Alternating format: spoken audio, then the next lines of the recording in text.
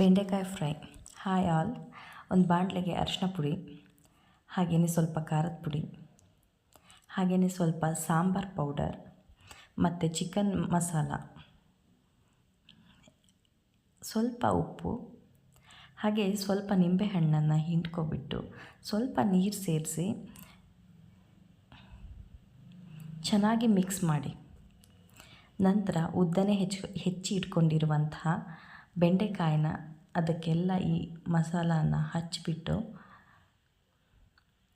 ಎಲ್ಲವಕ್ಕೂ ಹಚ್ಚಬೇಕು, ಪ್ರತಿಯೊಂದಕ್ಕೂ ಹಚ್ಚಿಬಿಟ್ಟು ಒಂದು ತವಕ್ಕೆ ಸ್ವಲ್ಪ ಎಣ್ಣೆನ ಹಾಕಿಬಿಟ್ಟು ಈ ಹಂಚು ಮೇಲೆ ಎಲ್ಲವನ್ನು ಜೋಡಿಸ್ಬಿಡಿ. ಮೀಡಿಯಮ್ ಫ್ಲೇಮಲ್ಲಿ ಇರಲಿ. ಎಲ್ಲವನ್ನು ಜೋಡಿಸಿ ಆದಮೇಲೆ ಮತ್ತೆ ಅದರ ಮೇಲೆ ಸ್ವಲ್ಪ ಎಣ್ಣೆನ ಹಾಕಿಬಿಟ್ಟು ಬಾಯಿ ಮುಚ್ಚಿಬಿಡಿ. ಬಾಯಿ ಮುಚ್ಚಿಬಿಟ್ಟು ಒಂದು 5 ನಿಮಿಷ ಅದನ್ನ ಮೀಡಿಯಮ್ ಫ್ಲೇಮಲ್ಲಿ ಬೇಯಿಸಿ. ನಂತರ ಮತ್ತೆ ಅದೇ ತಟ್ಟೆನ ಮುಚ್ಚಿ ಇನ್ನೊಂದು ಕಡೆ ಬೇಯಿಸ್ಕೊಳ್ಳಿ.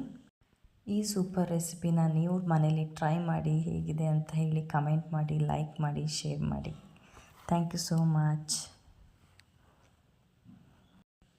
ಹಾಗೆ ಇದು ನನ್ನ ಮೊದಲ ವಿಡಿಯೋ. ಎಲ್ಲರೂ ಸಪೋರ್ಟ್ ಮಾಡಿ ಪ್ಲೀಸ್.